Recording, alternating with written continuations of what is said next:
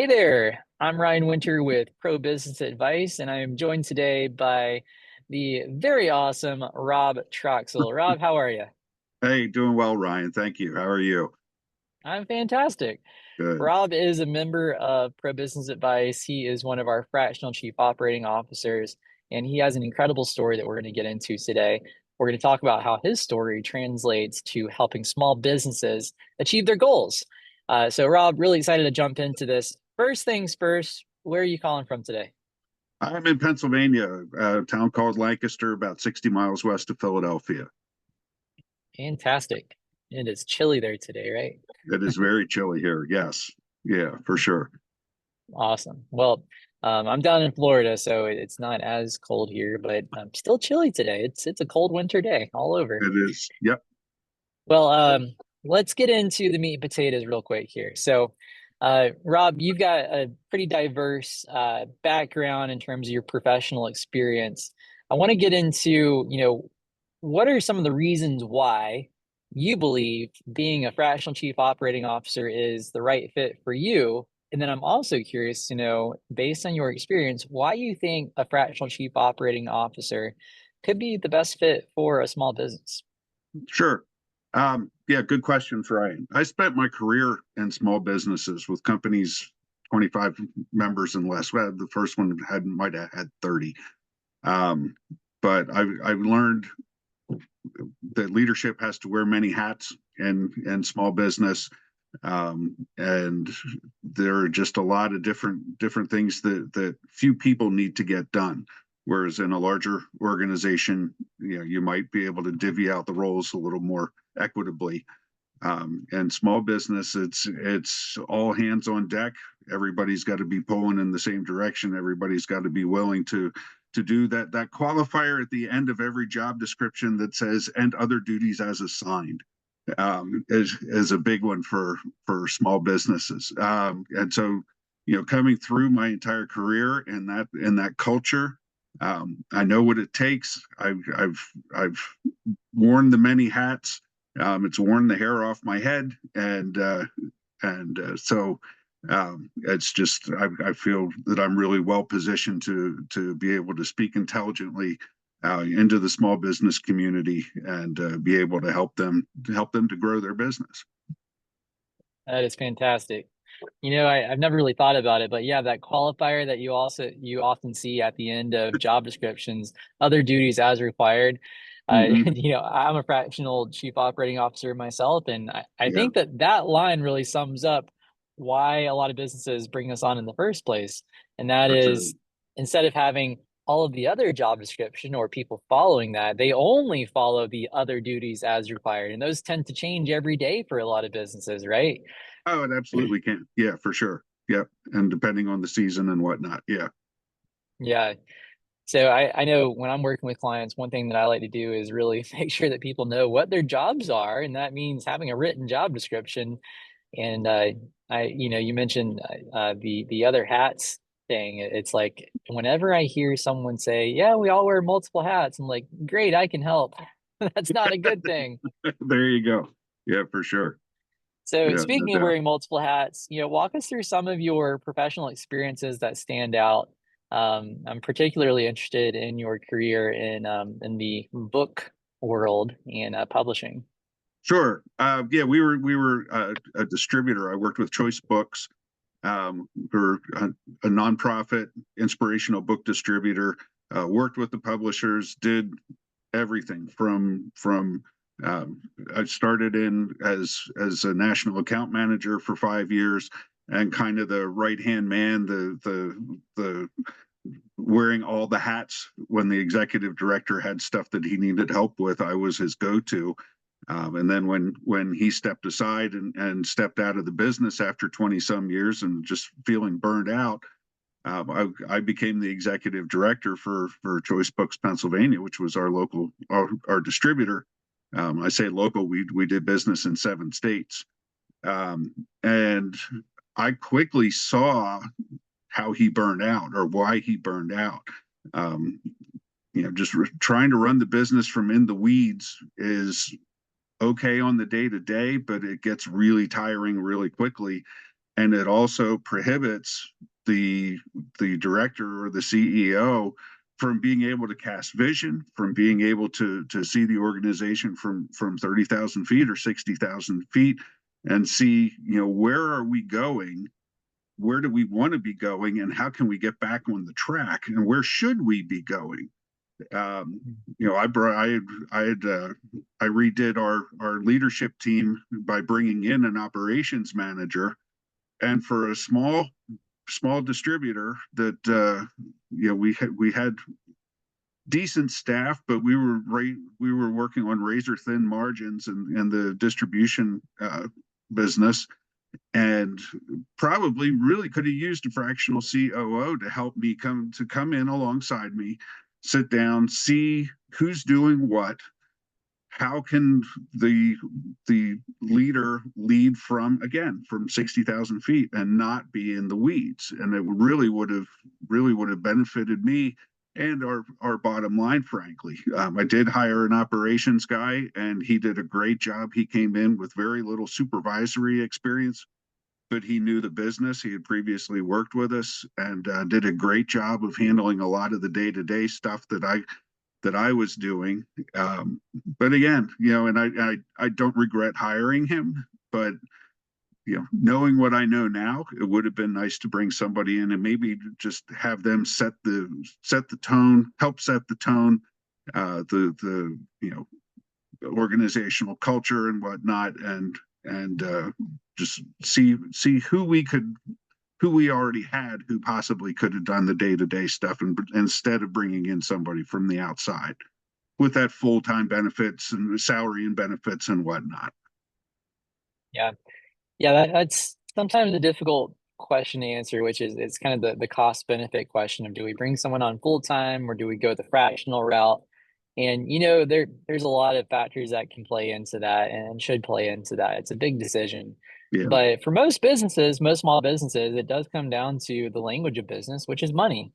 Mm-hmm. When are we going to get a return on our investment? What is our investment, right? And for a lot of companies, when you think about not just the expenses of paying, the social security taxes and the benefits and, matching programs and all of that for a full-time employee, I mean, those are significant in and of themselves. You then have the commitment to paying them no matter what, 40 hours a week, right? And then Right. you have the commitment of training them, right? And a lot of people don't think about the fact that on average it takes like 9 months for any full-time employee to really start producing in any role, but especially a leadership role, right? It's usually leadership roles take longer than the non-leadership roles. So, Absolutely. Yeah. Yeah. so what are some of the ways that you help provide potentially more value for the right clients who don't want to take on that risk of bringing someone on full time? What are some of the differences? How is working with you different than bringing someone on full time? I've been in their shoes as far as operating a business, especially a small business, and they're watching their pennies. And again, we were a nonprofit, so we had to watch our pennies as well. But I've been in their shoes. I've remolded a work culture, um, so to have a healthy work culture. I know how to do that. I have experience with that.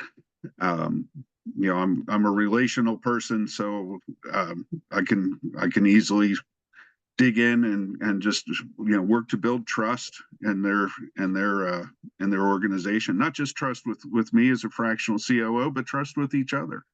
Work through conflicts. That's my last job. One of the key tenets in the organization was we mine for healthy conflicts, and that's critical. If that does not exist, then people are gonna be they're gonna shut down. They're gonna be more introspective. They're not gonna necessarily speak their mind, even though they might have a better idea of how to do things. So again, it's the whole culture. It's my experience in remolding that. It's my experience with helping to build the systems and whatnot, rewriting handbooks, employee handbooks, getting job descriptions. When I brought on our operations director, I had to write a job description for him. And so it's all of that, all that behind the scenes, not glamorous stuff that organizational leaders have to deal with. I've done it, and I can help. That's fantastic. Yeah.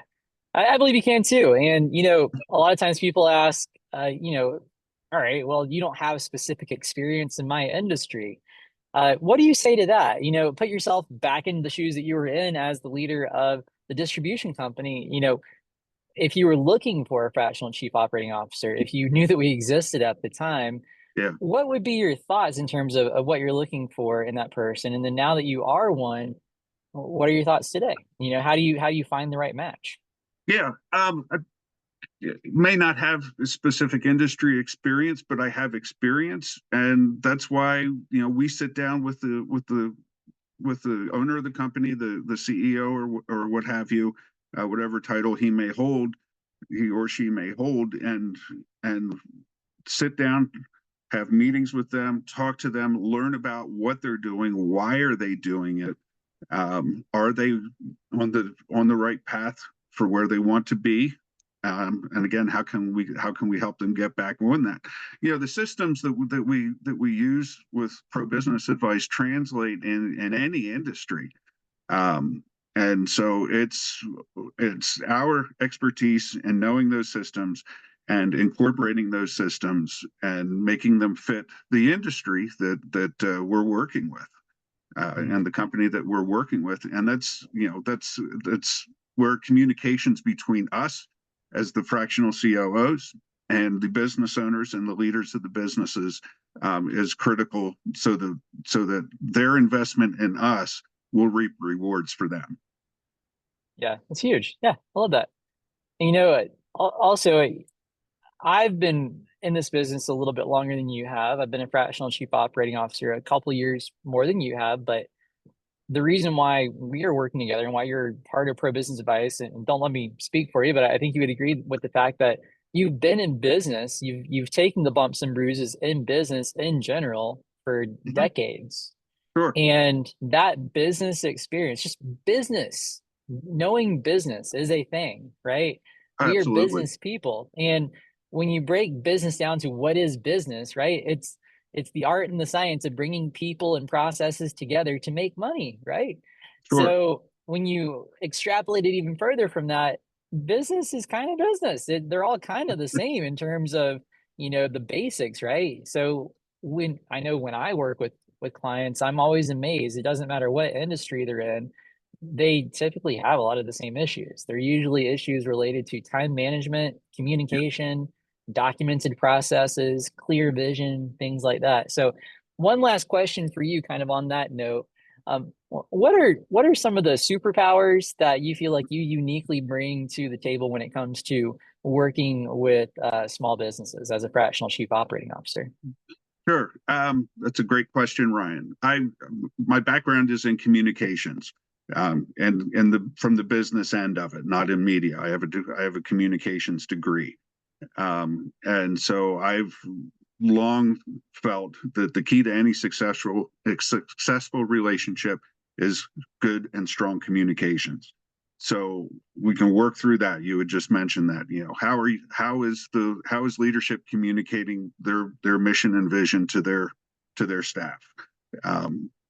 Do their actions match what their mission and vision are? Just making sure that everything is in alignment with who they want to be and who they actually are. The four questions that I've recently come across that really speak to me, and how we deal with people is: where did you come from? Where are you? Where do you want to be? And how can you get there? Those are four questions that you start to, if it is the first generation, if they started the business, why did they start the business? How has it grown? Where are they going? And where would they like to be? And how can we help them get there? So again, the communication, the meetings with the leadership teams of the organizations, finding out, is everybody pulling in the same direction? Is everybody on the same page? Like I said, creating an open and healthy work culture. That's one of my passions, is organizational health, and just picking the eggshells up off the floor so that everybody feels that they can walk in their bare feet, if metaphorically, and everybody feels comfortable being able to speak their mind. Everybody is pulling in the same direction. I'm a great believer in empowering individuals. Teach them what they need to know, give them the tools to do it, let them do it, and be there to provide the support and honest and healthy correction when necessary. I love that. Well, Rob, that's some good information about you and good insight into what you're all about. I really appreciate your time today. Rob, what can people do if they want to get in touch with you? They can just go on our website, probusiness.com, or Probusinessadvice.com. advice.com. Thank you. I'll accept that correction. Probusinessadvice.com, and yeah, just click on get in touch with us, and be happy to speak with them. Yeah, that's fantastic. And I know you're also on LinkedIn as well. I'm sure people can search for you there. Yep. Robert Troxell on LinkedIn. Yeah. Awesome. So, well, great. Rob, thanks so much for your time today. And I encourage anyone who's watching this to reach out to Rob, get to know him. Even if you don't, work with Rob directly, I'm sure he would love to spend some time with you and get to know you and your business. Absolutely. 100%. Thank you, Ryan. Appreciate it. My pleasure. Catch you later, Rob. All right. Take care.